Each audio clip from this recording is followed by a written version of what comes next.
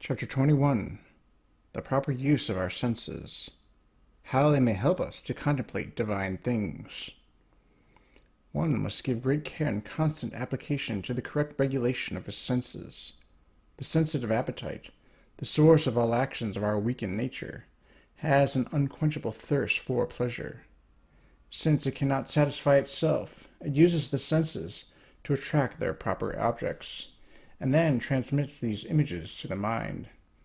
Sensual pleasures, consequently, by reason of the union which subsists between body and soul, spread themselves through all the senses capable of pleasure, and then seize, like a contagious disease, upon the spiritual faculties.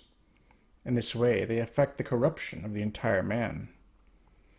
You can use the following remedies against this enormous evil. Watch your senses carefully.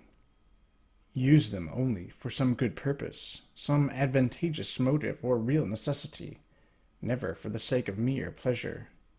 If they do go astray, perhaps unnoticed, if they transgress the bounds which reason prescribes, check them immediately. They must be so regulated that, instead of embracing objects for the sake of false pleasure, they become accustomed to draw from the same objects great helps for the sanctification and perfection of the soul.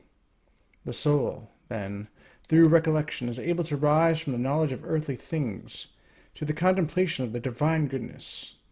This can be done in the following way.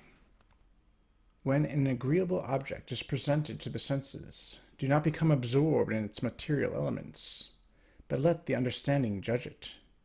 If there is anything in it that does not please the senses, remember that this is not from the thing itself, but from God, whose invisible hand created and endowed it with all its goodness and beauty. Rejoice in the thought that this sovereign and independent being is the sole author of all the charming qualities that his creature possesses. He himself possesses them all in a manner infinitely superior to the most excellent created beings. In contemplating a beautiful work of creation, consider that, in itself, it is nothing. Let your thoughts soar to the great hand that produced it. Place all your delights in him, saying, "O my God, sole object of my desires, universal source of all things, how delightful it is to consider that the perfections of creatures are but a faint image of thy glory." When you behold the verdant trees or plants and the beauty of flowers, remember that they possess life only through the will of that divine wisdom that, unseen by all, gives life to all things.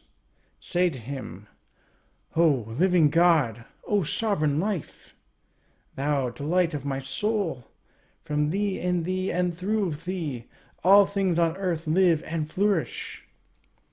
The sight of animals should lift your mind and heart to the author of sensibility and motion. Say with respect and love, "Great God, unmoved mover of all things, how I rejoice when I consider the eternity of thy existence, incapable of the slightest change." When the beauty of mankind impresses you, you should immediately distinguish what is apparent to the eye from what is seen only by the mind. You must remember that all corporeal beauty flows from an invisible principle, the uncreated beauty of God. You must discern in this an absolute imperceptible drop issuing from an endless source, an immense ocean from which numberless perfections continually flow. How my soul is ravished when I consider that eternal beauty, the source of every beautiful thing.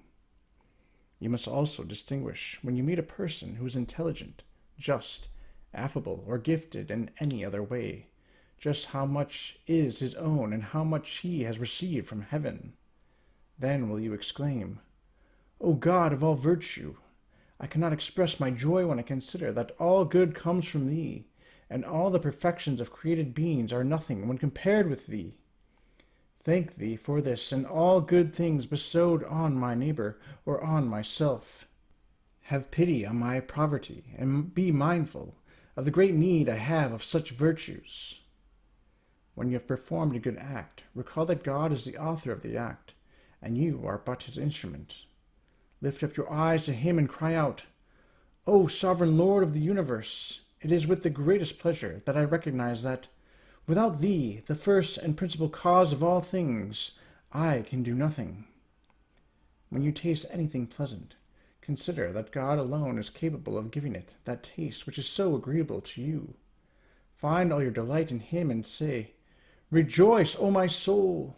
Without God there is no true or substantial happiness." Do not be satisfied with the pleasure that comes from a pleasant scent. Mount in spirit to heaven, and to rejoice in God from whom it came.